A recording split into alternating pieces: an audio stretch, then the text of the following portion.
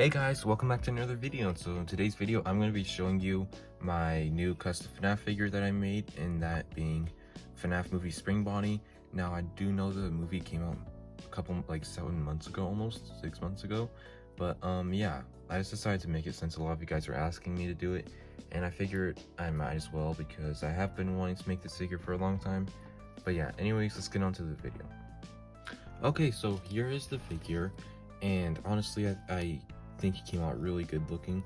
I think he looks pretty accurate to the movie, and he actually came out better than I thought he would. And now the figure I used to make this guy is the tie-dye Springtrap figure, since I didn't want to use the actual Springtrap figure for this.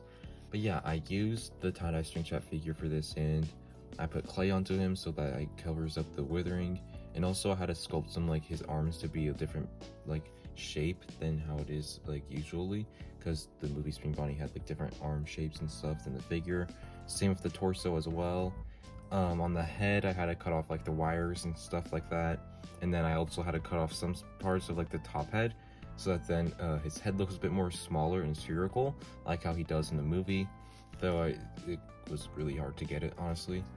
And then obviously I gave him like a bunch of withering over here and stuff, and the way I made the withering was just by putting milliput. It's kind of like what I used to do the withering on my Withered Freddy figure. But yeah, I just sculpted milliput onto him and then cut out like little holes on the milliput. So like yeah, that's basically how I made this.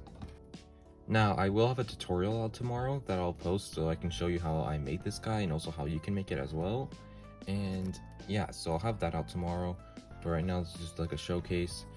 His articulation is kind of limited because I had to make his shoulders bigger, but like for now his arms can just kind of do that and that.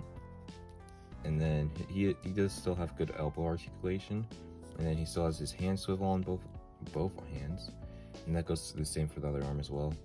And then for his legs, they actually stayed the same and actually have better articulation than the arms do. And yeah, so that's his knee joint and his thigh joint. No waist swivel or anything like that because Funko didn't implement that into this figure. He does have a ball joint at the head. But yeah, that's basically his articulation. Now, I did do a bunch of dry brushing on him, as you can see on this side. It's not really noticeable on this side though, where the withering is, because the withering just pops out more. But yeah, and also I kept this hole that was on his face instead of covering it up. Same with like a bunch of the other withering on his face or just on his body. Like on his forearm, I didn't add any of that withering on with like milliput like I did on this arm. This was already withering that was already there on the figure. Here is the back of the figure. I actually remembered to do it this time, unlike a lot of my other customs.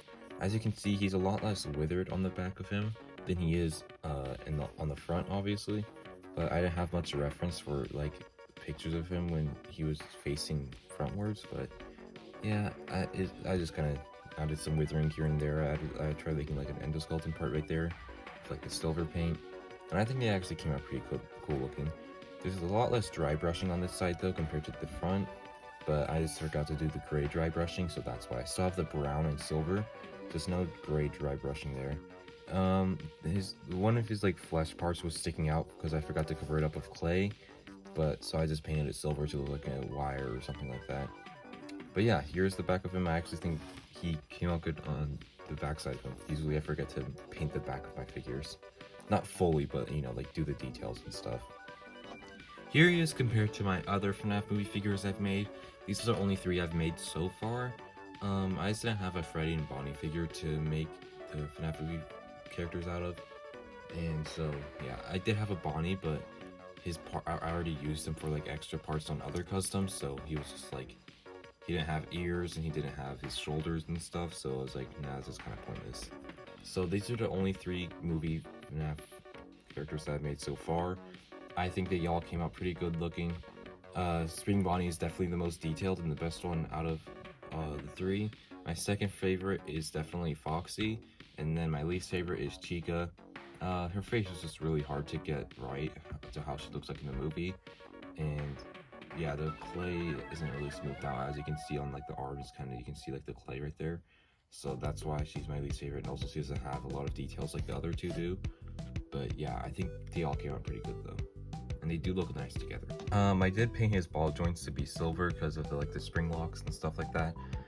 Now, he doesn't really look like there's a person inside of him, obviously, since the figure I used, his articulation is based around a robot, so that's why he kind of looks a bit weird than he does in the movie, obviously, because he's a figure. But yeah, this is what he looks like. I think he came out really cool looking, and I actually like him a lot. He actually came out a lot better than I expected he would be, and I really am proud of how he came out. And if you're wondering why his buttons are purple or like dark purple instead of black, it's because on the reference image that I saw, these two holes were on his chest or stomach, whatever, and the buttons were also in the same place. So it's like I didn't want anyone to think that the buttons were like withering or whatever, so I just decided to make them purple and put like a white dot for like highlights or something like that. Well guys, anyways, that is it for today's video. So I guess I'll see you guys in the next one, and please like and subscribe. And so yeah, bye. And yeah, I'm gonna have a tutorial for this guy tomorrow.